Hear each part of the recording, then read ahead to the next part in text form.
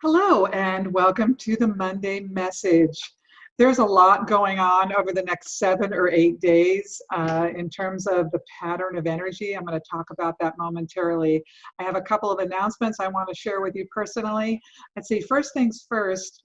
Um, in January, it's going to be on a Saturday. I haven't picked the start date yet, but I'm offering an 8-week love class. And this is going to be a combination of the book I used for quite some time, Calling in the One by Catherine Woodward Thomas. I taught that class about 22 times. It was great experience. But now I've synthesized a lot of information plus of that book, and I have um, a hybrid of my own teachings as well as some of Catherine's books. So I'm going to be offering that course, and it's going to be for free. Okay, so it's going to be for free because I'm going to put it on video, and later down the road I'm going to sell that as an online course. And so the only requirement to participate in the class is that you sign one of my releases, which allows your video and audio to be utilized. It may or may not, but in the event you show up in the final version, I need to have access to that, and also to release me to go ahead and earn some income off of that.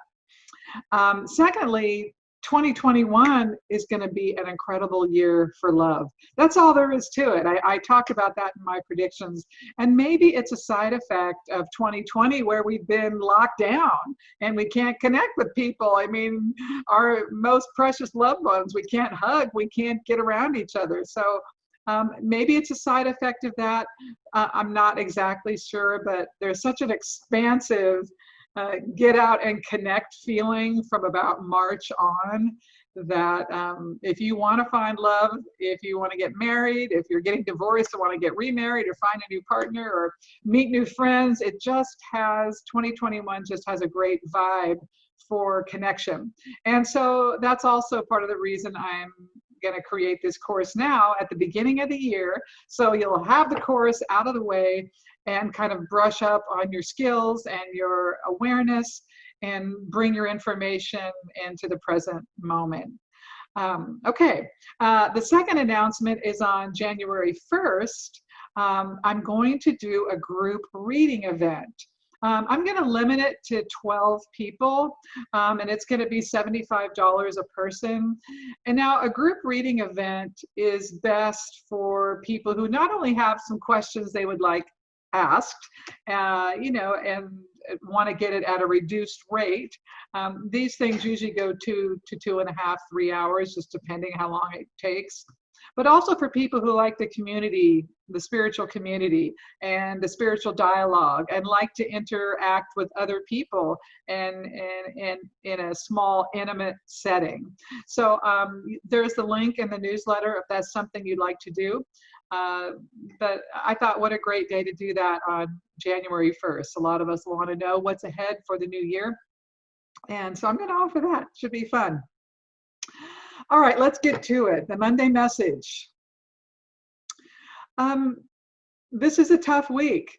And again, I try to keep my mind out of it as much as possible.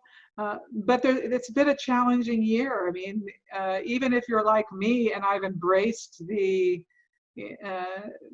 internal expansion, it's been a lot of adjustment. A lot of flexibility has been required of people.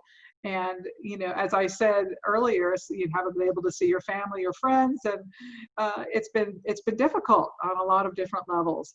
And then here we're coming to the end, and this really challenging presidential situation in the United States, which is almost done, but by no means is the challenge to unite finished. And add into that the COVID crazy, and it's a lot. And as we come into the holidays, there does feel like there's a real sense of loss and a sense of sadness about, and I put a question mark, because it's almost like some of us can be sad and feeling overwhelmed and not even know why. We may be able to assign it to any number of things, but not one thing really pinpoints this energy of sort of heaviness. So I think that's with us as we progress through this week. And it's with us probably to the first part of next week. Now, again, just because we have these dominant energies, it doesn't mean that we can't progress. It doesn't mean that we can't be happy. It doesn't mean that we won't have pleasant moments or get jobs or connect. It doesn't mean any of that has to be excluded. But it does mean you want to make sure you're honoring your own relationship to what's going on, and you don't have to deny it. It is the season to be jolly, right? But if you don't feel like being effing jolly, don't be jolly. You know, don't be jolly. Just be what you are, and honor that, and trust that if you are down, you'll be up again at some point. You know, my dear friend Nayaswami Asha, she always talks about challenges, saying that if things aren't working out, if things aren't going well, that's just because the story isn't finished yet. I loved how she would say that. And that's how what she teaches individually and collectively. So, you know, it's a week. Just keep your head down, keep your head up, whichever one works for you, depending on what day of the week you're on. And as we get into mid next week, by Tuesday next week, I think most of this energy should lift, and we sail on to the end of the year from there. Okay, so I hope this is helpful, and feel free to comment, like, share, subscribe. I do appreciate that as always, and look forward to seeing any of you who are interested in the group reading event and also the love class coming up. There'll be links and information for all of that. See you later.